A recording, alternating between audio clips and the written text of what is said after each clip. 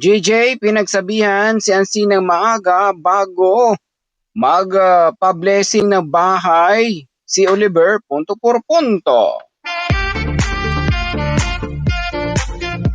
Bago natin ipagpatuloy ang ating pag-uusapan, please don't forget to subscribe this YouTube channel, Kuya SMB Vlog. Ngayon mga ka-idol, pinagsabihan ni Kuya JJ si Ansing na wag gumawa ng eksena na ikakahiya kay Daddy Frankie. Lalo na kung may mga bisita ito na kasama, punto por punto. Dahil alam naman natin mga ka-idol, ang ugali ni Ansing, simulat sa pool kapag may bisita si Daddy Frankie, nagpapapansin. Kung may mga opinion, reaction po kayo mga ka-idol,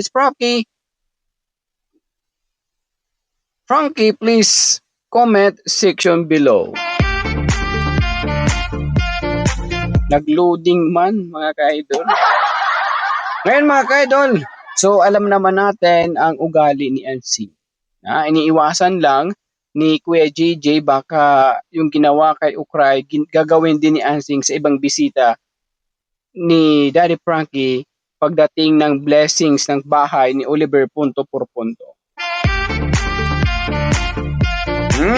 So sana, sabi pa nga, sana na wag ulitin muli ni Ansing ang kanyang ginawa pambabastos kay Inday Ukray punto por punto. Kahit si Madam Rochelle tumahimik na lang, wala nang nagawa. Si Daddy Frankie natulala na lang sa gilid ng kanilang bangayan mga kaidol.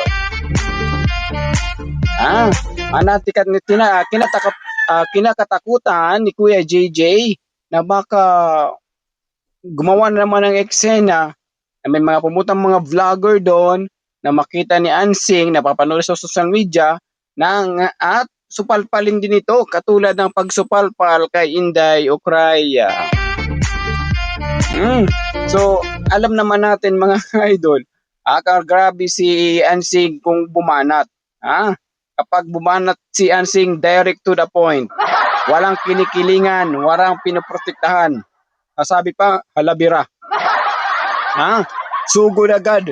Wala siyang pakialam kung sinong masasagasaan niya. Ang importante, mailabas ang kanyang saloobin. Siyempre kung kayo nasa poder ni JJ, ganon din ang gagawin nyo sa iyong kapatid. Lalong-lalo na alam nyo na ang pang-uugali nito punto por punto. Ganon lang po doon mga ka-idol.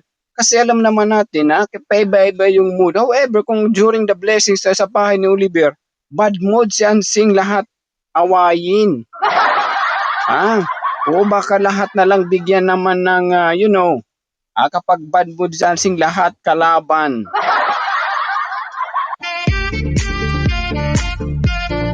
Yun lang pong iniiwasan ng karamihan. Lalong-lalo na si Kuya JJ na napapahiya na siyang nahihiya sa ginagawa ni Ansing. Lalong-lalo na kay Daddy Frankie. Si Daddy Frankie ang gumagawa ng paraan, ang gumagawa ng hakbang na matulungan si Oliver, pero si Ansing naman ang gumagawa ng ingay at hiya dito sa social media. Ayan, sa mga bagong pasok, please don't forget to subscribe this YouTube channel, Kuya SMB Vlog, at magpa-member na rin po kayo kahit paano mabigyan ng hustisya ang YouTube channel ni Kuya SMB Vlog. Again, atin to. Yun lang po dun mga ka-idol ang iniwasan ni Kuya JJ na mangyari uli ang nangyari kila Ukray at Ansing na grabe ang binigay hiya sa dalawang panig, lalong-lalo na kay Daddy Frankie. Sabi pa nga, hindi man lang nahiya ang dalawa, kay alang-alang man lang kay Daddy Frankie. Kaya mga ka-idol, sa nangyari po doon, maraming nadismaya kay Daddy Frankie, marami ang na-disappoint kay Inday Ukray, maraming nagalit kay Ansing dahil sa mga ginagawang hakbang na hindi tama sa mata ng tao. Na alam naman natin, yes, nandun yung point na yung bawat isa sa atin, bawat isa ng tao may ego. Pero kapag hindi ito makontrol, napapahamak din. So alam naman natin, si Ansing, mas mataas pang ego kaysa pride. Hindi niya makontrol ang kanyang pride sa sarili dahil meron siyang pinaglalaban pa dignidad ng kanyang sarili, punto por punto. Siyempre hindi rin nagpapatalo ang mga nakalaitan niya sa kanyang mga nasagupa. Siyempre mga kaidol, napapahiya po ang pamilya ni Ansing sa kanyang mga ginagawang para sa kanya tama, pero sa mata ng kanyang pamilya, sa mata ng ibang tao ay maling-mali. Marami nga nagpapasalamat sa mga biyayang natanggap ni Ansing nakaraang araw. Nakatanggap siya ng yero, may sobra kasi na hiningi nito kay Daddy Frankie. Pero si Daddy Frankie hindi nakapalag. Ay ito'y nagsabi na agad, oo, sa'yo na lang. Dahil alam naman natin si Daddy Frankie na matulungin, lalong-lalo na ang pinaglalaban ni Ansing, ikakaayos para sa kanyang dining sa kusina, ika nga.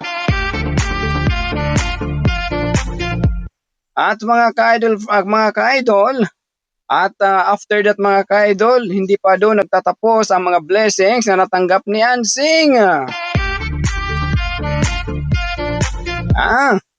Unang-una, hindi muna siya pumalag sa pagdating ng baboy ni Oliver.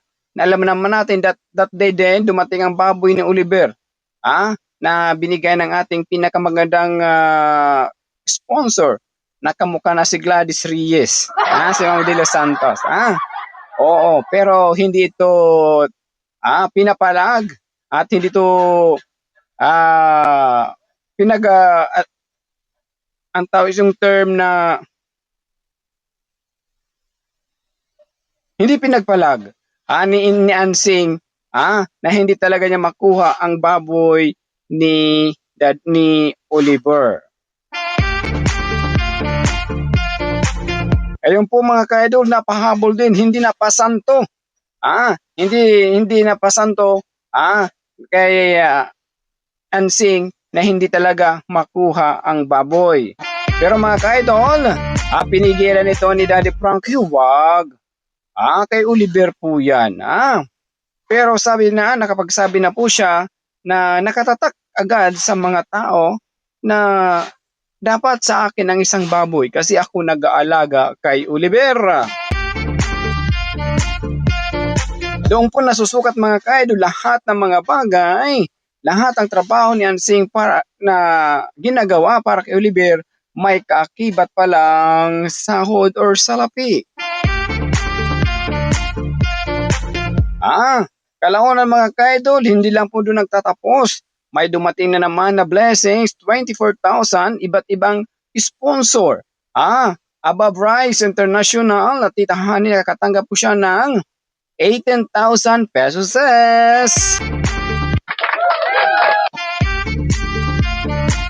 Na malaki ang natuwa. Ay, salamat. Hindi na siguro kukunin ang baboy ni Oliver kasi nakatanggap na ng 18,000.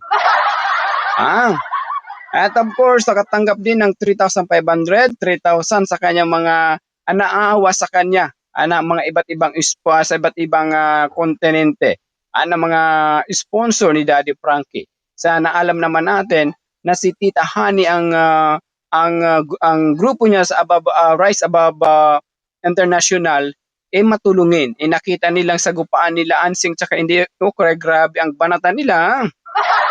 Grabe ang banat din ni Inday Ocray na hindi niya mapigilan ang kanyang sarili sa hindi niya alam kung anong pinagbibitawang niyang salita na hindi lang pala si Ansing nasaktan, pati pala rin ang manunood. Nawang the Rise Above International kaya na decided na magpadala kay Ansing ng 18,000. Ang 10,000 panimula ng hanap buhay nila Ansing at ang the rest pambili ng semento at hollow blocks. Sobrang tuwa-tuwa ni Ansing, ang ngiti niya hindi masukat mga ka-idol.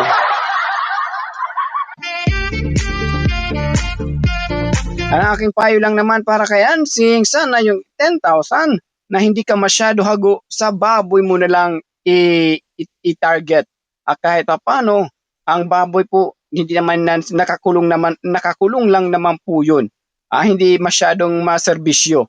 Hapon linis ligo, tanghali snack, tapos ligo kain 'yun lang. Pero however kung magsari-sari store ka, ay hago ka talaga, tas uutangan ka pa. Payo lang naman ni Kuya SM, malaking tulong po yung baboy at saka mabilis din mabilis mabenta sa kanila punto por punto. Ang akin lang naman sana kung ihawin ang baboy ni Ansing during na lang the blessings of sa bahay ni Oliver punto por punto.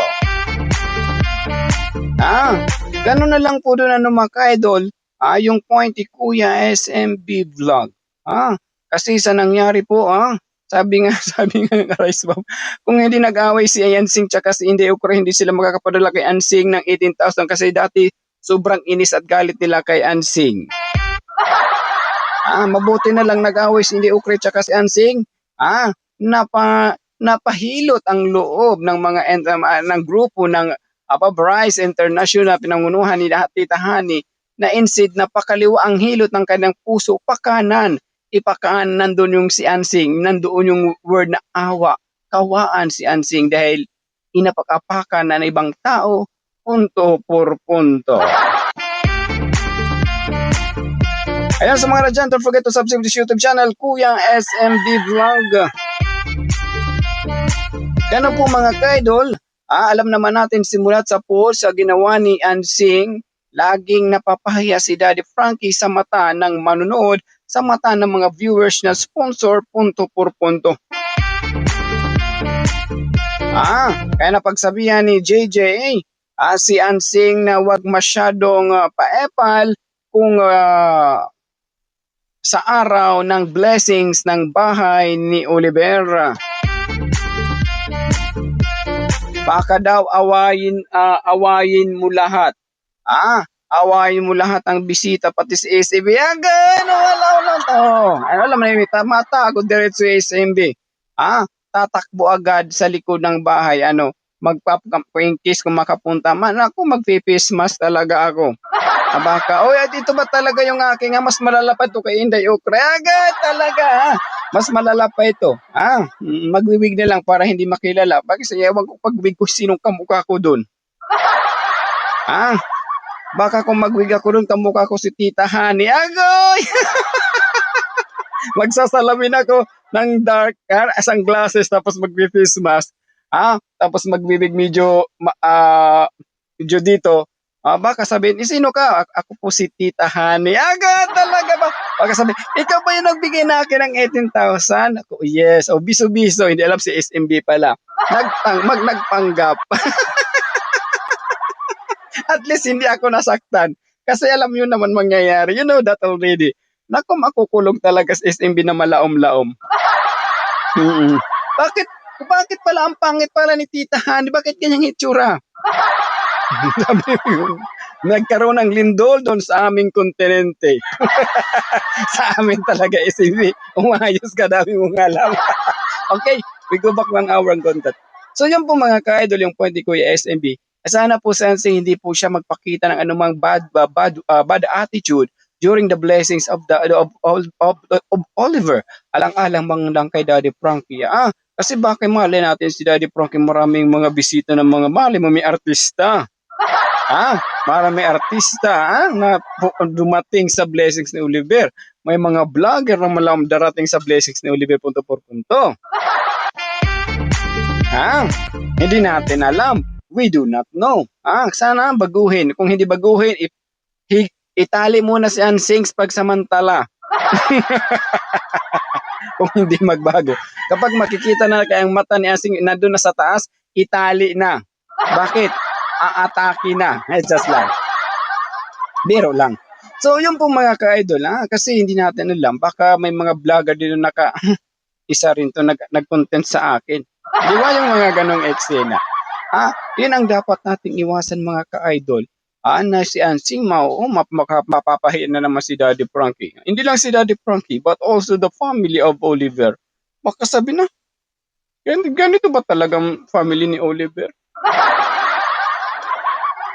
Di ba? Ganon lang po doon ang point ni Kuya SMB. Kasi alam naman natin mga ka-idol, ano attitude ni Ansing noong pasimula pakilala nila Daddy Frankie. So magpasalamat na lang po sila dahil because of BPM is the key. Kung ano man ang natamasa ni Oliver, ni JJ at saka ni Ansing, palakpan natin punto por punto.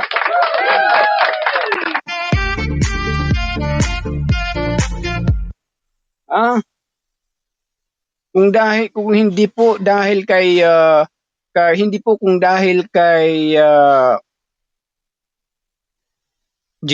BPM, hindi makikilala ni Daddy Frankie si Oliver. Kung hindi rin kay Oliver, hindi rin makikilala si Ansing. Kasi hahanapin naman talaga ng relative, pamilya ni Daddy Frankie. Kung sino pamilya nitong nakakulong, andun si Ansing, si JJ din, di ba? So magpasalamat na lang po sila kay Brother BPM dahil malaking tulong po si BPM sa nangyari sa buhay ng pamilya ni Ansing, ni Oliver tsaka ni JJ. Sana magpasalamat po sila kay Brother BPM. Si Evers Ansing, si Oliver punto por punto. Dahil dahil kay BPM, si BPM ang naging susi kung bakit nabago, nabigyan ng second chance ang buhay ni Oliver punto por punto. Sa mga gusto magpamember ng aking YouTube channel, baka naman mabigyan ng hustisya, hindi krimen hustisya. O mabigyan ng kulay ang aking channel punto por punto. Alang-alang man lang kay Daddy Frankie. Atin to mga ka-Daddy's Frankie. Magkaisa magtulungan para maging pulido kay Daddy Frankie community. Basta nakasatwiran at tama, ipaglaban mo.